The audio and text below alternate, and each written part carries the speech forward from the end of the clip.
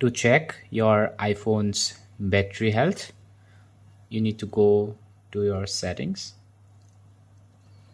From here, you need to swipe down and you will find this option called battery. As you can see, battery, tap here.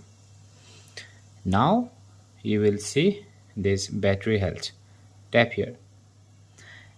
As you can see, my battery health is normal and its maximum capacity is 100%.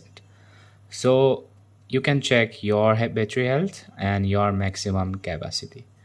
So if you want your battery health to last a bit longer, I will recommend you to change this to 80%. As you can see, charging optimization, change it to 80%. This will prevent your battery from overcharging, which leads to your battery damage. And also, if you need additional battery support, if you want your battery to last more longer, go to your settings, then display and brightness, and from here choose dark mode. This will prevent your battery from draining at a very fast rate.